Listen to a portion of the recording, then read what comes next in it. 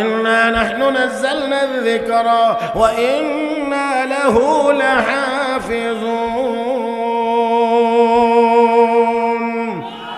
কোরআন নাজিল করেছে আমি আল্লাহ, হেফাজত করব আমি আল্লাহ। আমিরুল মুমিনিন, তখন আমার বুঝ হয়ে গিয়েছে এই কোরআনের হেফাজতের জিম্মাদার আল্লাহ। এই কোরআনের রদবদল করা কারো পক্ষে সম্ভব না, কেউ চেষ্টা করলেও পারবে না। এই জন্যে আমি কালেমা পড়ে মুসলমান হয়ে গেছি। আরেকটু আরেকটু আরেকটু জোরে কোন, আরেকটু জোরে কোন। তাহলে বোঝা গেল কোরআনের কাছে গেলে, কোরআনের কাছে গেলে মানুষ মুসলমান হয়, অমুসলিম মুসলমান হয়, মুসলমানের ঈমান মজবুত হয়। যার কারণে দুনিয়ার সব কাফের বেঈমানেরা, সব জালেমেরা কোরআন থেকে মানুষকে দূরে সরানোর চিন্তা ভাবনা করেছিল, করতেছে, করতে থাকবে। আপনারা জানেন ব্রিটিশরা শাসনের নামে 200 বছর এই দেশটা শোষণ করেছে। 200 বছর তাদের সবচেয়ে বড় টার্গেট ছিল এই দেশের মাদ্রাসাগুলো। জানি না আপনাদেরকে আমি বুঝাইতে পারবো কিনা, আমার যোগ্যতার অভাব, সেই জন্যে মসজিদগুলো বন্ধ করার জন্য তাদের এত তৎপরতা ছিল না। তাদের তৎপরতা ছিল মাদ্রাসাগুলো কেমনে বন্ধ করা যায়। একটু খেয়াল করতে হবে, মাদ্রাসা যদি বন্ধ করা যায় তাহলে মসজিদগুলো বন্ধ করা লাগবে না, এটা অটোমেটিকলি বন্ধ হয়ে যাবে। কারণ মাদ্রাসা থেকে যদি ইমাম প্রোডাকশন না হয়, যদি মুয়াজ্জিন প্রোডাকশন না হয়, খতিব যদি প্রোডাকশন না হয়, তাহলে আপনার মসজিদ চালানো সম্ভব হবে না। হ্যাঁ, কি করেন আপনারা? না আগডুম বাগডুম দিয়ে কি নামাজ পড়ানো যাবে?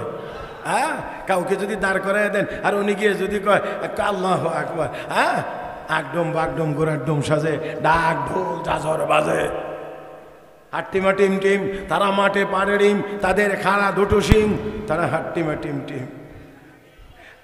আমি জিজ্ঞেস করেছিলাম যে হাট্টিমা টিম টিম নামে আদতে এই পৃথিবীতে কোনো প্রাণী কি আছে? আমি জানি না। আমি অনেক জায়গাতে জিজ্ঞেস করেছিলাম, যে বাংলাদেশের কথা বলছি না, যে কোনো দেশে হাট্টিমা টিম টিম নামে কি আসলে কোনো প্রাণী আছে কি না। আর যদি থেকে থাকে তাহলে এটা আসলে ডিম পারে না বাচ্চা দেয়। কারণ আমি আমার দেশে দেখি যেই প্রাণী ডিম পারে তাদের শিং হয় না, আর যাদের শিং হয় তারা ডিম পারে না। বুঝছেন না মনে হয়?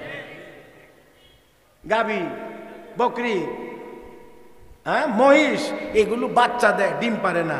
হাঁস মুরগি ডিম পারে, শিং হয় না। কথা কয় না? ওই প্রাণীগুলোর শিং আছে, ডিম দেয় না, বাচ্চা দেয়। আর হাঁস মুরগি ডিম দেয়, কিন্তু মানে আমাদের দেশে এই ছড়া কবিতা কোথায় থেকে আসলো জানি না, তাদের খাড়া দুটো শিং, তারা মাঠে, এমন অদ্ভুত কথা আমার বুঝে আসে না। কেমন মাথা ছোট, কম্পিউটার ছোট, এই জন্য এটা রেঞ্জের ভিতরে নাও পড়তে পারে। তবে যাদের কম্পিউটার রেঞ্জ বড় বেশি তারা হয়তো বুঝতে পারে, আমার জানা নাই। তবে আমার ভাইয়েরা, আমার মনে হয় না এমন অদ্ভুত কোনো প্রাণী হয় যার শিং হয় অথচ ডিম পারে, এমন কোনো প্রাণী মনে হয় না। তাহলে এমন কিছুই শেখানো হয়। আর বাবা চমৎকার যদি এমনটা বলতে পারে, তাহলে বাবাকে হুজুর দোয়া করেন, ছেলে বড় ব্রিলিয়ান্ট, মেধাবী, দোয়া করেন, কাজে লাগবে। হ্যাঁ, জি জি জি, আসেন যেগুলোই আপনি যাবেন সেখানে গিয়েই দেখবেন কোনো না কোনো ত্রুটি, কোনো না কোনো ঝামেলা, কোনো না কোনো ভেজাল আছে। কিন্তু আমার আল্লাহর কালাম পড়তে থাকবেন, সামনে চলতে থাকবেন, কোথাও গিয়ে ভেজাল পাওয়া যাবে না। যত দূর যাবেন তখন দেখবেন নিজের মধ্যে ভেজাল।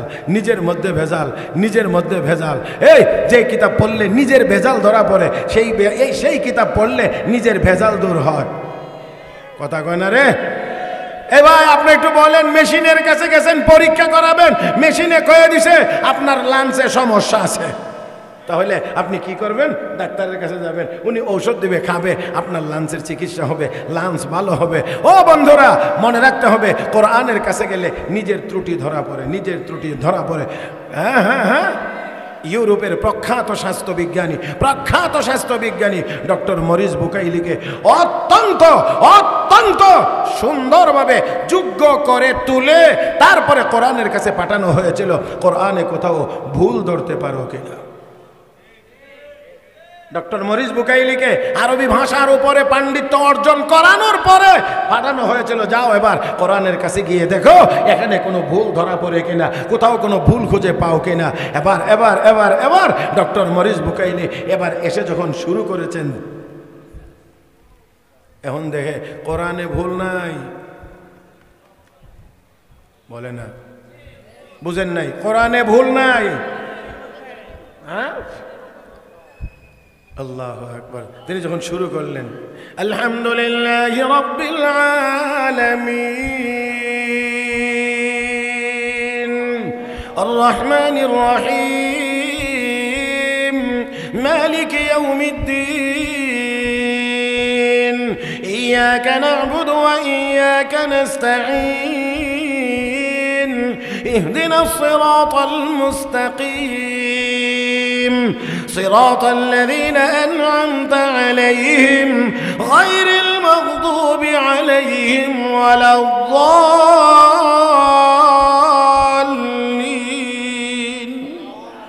এ মুসলমান, যতই সামনে আগায় ততই দেখে কোরআনে ভুল নাই, আমার মধ্যে ভুল।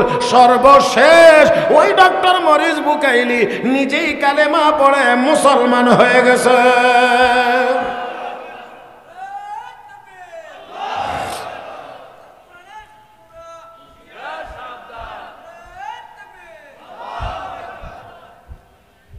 আল্লাহ আল্লাহ, ও মুসলমান, এই কোরআন আল্লাহ আমাদেরকে দান করেছেন, যে কোরআনের কাছে গেলে অমুসলিম কালেমাওয়ালা হয়ে যা, মুসলমান হয়ে যা। আর মুসলমান কোরআনের কাছে গেলে ইমানের পাওয়ার বাড়ে, ইমানের শক্তি বাড়ে। ও মুসলমান, এই জন্যই সব জালেমরা চায় কোরআনের শিক্ষাটা কেমন করে বন্ধ করে দেওয়া যায়। কিন্তু কিন্তু হেফাজতের জিম্মাদারি না কে নিয়েছেন? কে নিয়েছেন? তাহলে কেউ পারবে না বন্ধ করতে, কেউ পারবে না উৎখাত করতে। আমার ভাইয়েরা, উৎখাত করতে গেলে নিজেরাই উৎখাত হয়ে যায়।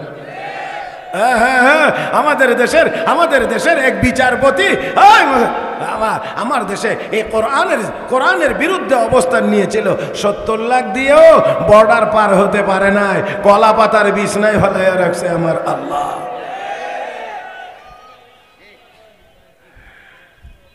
ভাইয়ের আমার, তাই আসুন, আমি আবারও বলছি, শুরু কথা লম্বা করব না, কষ্ট বেশি দেব না, আমি শেষের দিকে নিয়ে যাচ্ছি। তাই বলছি আবারও, কোরআন কার কালাম? কোরআন কার কালাম? আল্লাহর কালাম। আল্লাহ মহান, আল্লাহর কালাম মহান। হেফাজত করবেন, কোরআন নাজিল করেছেন আল্লাহ, হেফাজত করবেন, করতেছেন করতেছেন করতেছেন করতেছেন করতেছেন করতেছেন করবেন করবেন করবেন করবেন করবেন।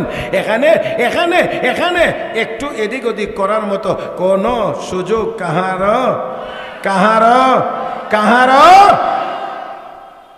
কারণ হেফাজত আমার আল্লাহ করেন। তো আমি আগেই বলছিলাম, আল্লাহ যদি হেফাজত করেন তাহলে তাকে ধ্বংস করার ক্ষমতা কাহারও নাই।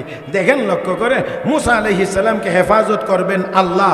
এই জন্যে ফেরাউনের পক্ষ থেকে যত হামলা এসেছে, সব হামলা 9 বার মুসা নবীর মাথার উপরে হত্যার তরবারি এসেছে, আমার আল্লাহ 9 বারই সরাইয়া মুসা নবীকে হেফাজত করেছেন।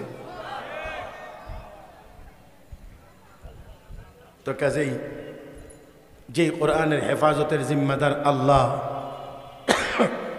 তাহলে কোরআন তো অবশ্যই আল্লাহ টিকাইয়া রাখবেন।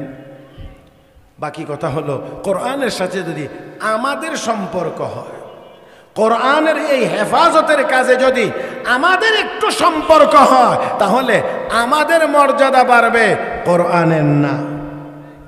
বুঝেন নাই মনে হয়? কোরআনের হেফাজতের কাজে যদি আমরা শরীক হতে পারি, জি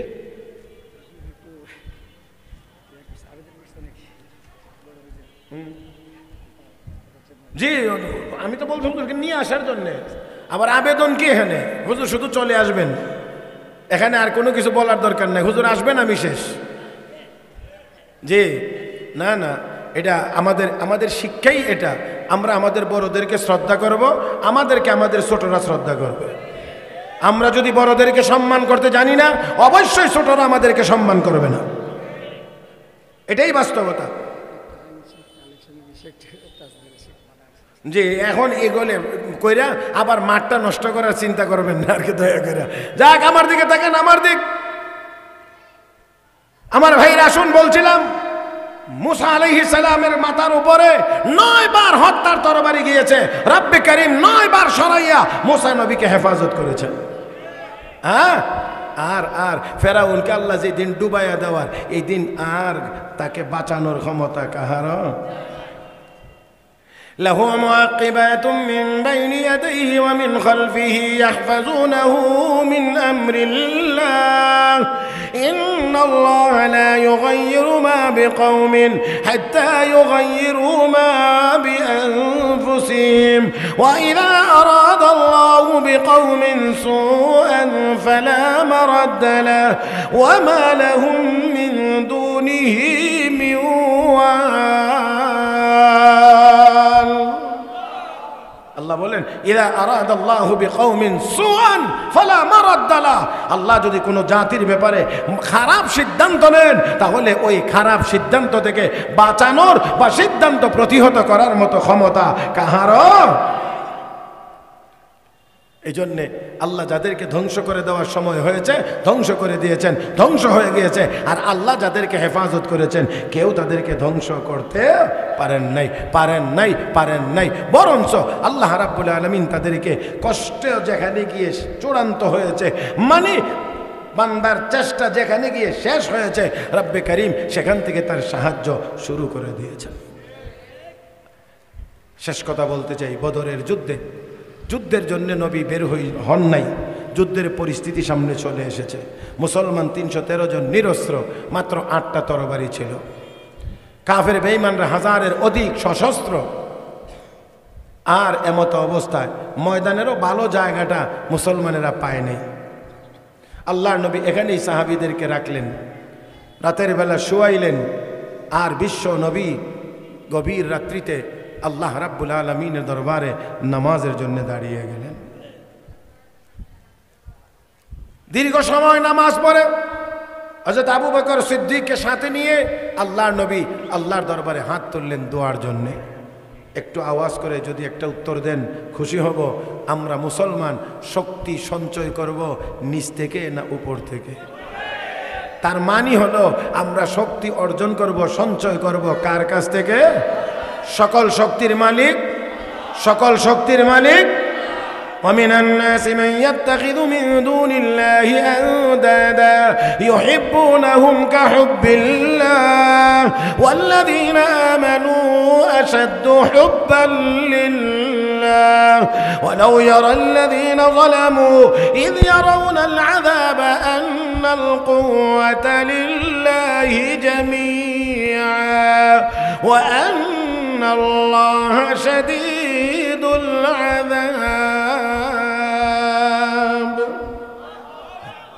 মুসলমান, সকল ক্ষমতার একমাত্র মালিক আল্লাহ। নবী গভীর রাত্রিতে নামাজ পড়ে আল্লাহর কাছে দোয়া করেন। হে মুসলমান, দোয়া চাওয়ার পদ্ধতি হলো ইয়া আইয়ুহাল্লাযীনা আমানুস্তাঈনু বিস-সাবরি ওয়াস-সালাহ ইন্নাল্লাহা মা'আস-সাবিরিন। নামাজের মাধ্যমে সাহায্য চাও কার কাছে? আল্লাহর কাছে সাহায্য চাও। ও মুসলমান, রাহমাতুল লিল আলামিন এক পর্যায়ে দোয়া করতে করতে আবেগ আপ্লুত হয়ে নবী বলেন, আল্লাহ, এই জমিনে যদি তোমার নাম নেওয়ার মতো লোক না থাকুক, এটা যদি তুমি চাও, আল্লাহ তুমি যদি চাও জমিনে তোমার নাম নেওয়ার মতো লোক না থাকুক, তাহলে আমার এই কাফেলাটাকে ধ্বংস করে দাও। ও আল্লাহ, আর যদি তুমি চাও জমিনে তোমার নাম নেওয়ার মতো লোক থাকুক, তাহলে আমার এই ক্ষুদ্র কাফেলাটাকে তুমি সাহায্য করো। আল্লাহ রাব্বুল আলামিন বলেন, জিবরাইল যাও আমার হাবিবকে গিয়ে সান্ত্বনা দিয়ে আসো। আমার হাবিব যেন ক্ষুদ্র কাফেলা নিয়ে চিন্তা না করে। এই ক্ষুদ্র কাফেলার সাহায্যের জন্য আমি আল্লাহ আসমানে 5000 ফেরেশতা প্রস্তুত করে রেখে দিয়েছি।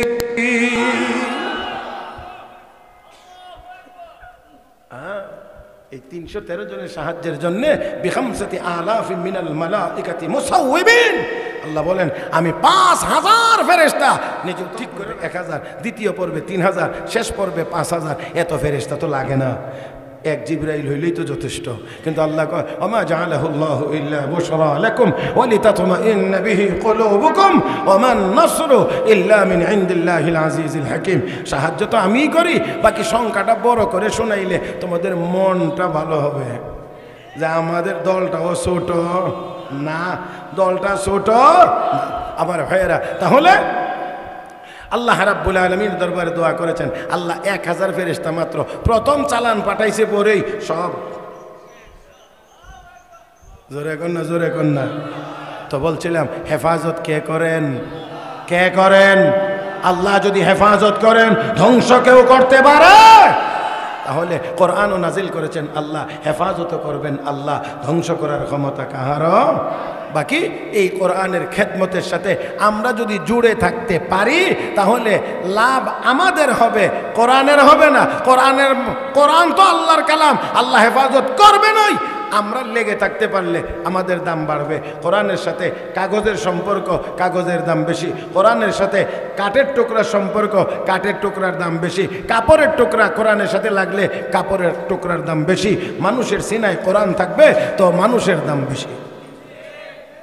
তাই আসুন এই মাহফিলের আজকের যিনি সম্মানিত প্রধান অতিথি শাইখুল হাদিস আল্লামা আহমদ আলী কাসিমি দামাত বারাকাতুহুল আলিয়া আসতেছেন, গুরুত্বপূর্ণ নসিহত হবে। তার আগে আমি শুধু আপনাদেরকে একটা কথা আপনাদের কাছ থেকে শুনতে চাই। এতক্ষণের আলোচনা আপনাদের কি মনে হয়েছে কোরআনের এই শিক্ষা আমাদের সমাজে, আমাদের ঘরে, আমাদের মুসলমানের প্রতিটি সন্তানের জন্য প্রয়োজন নাই না আছে? একটু আরেকটু আওয়াজ করে বলেন নাই না আছে?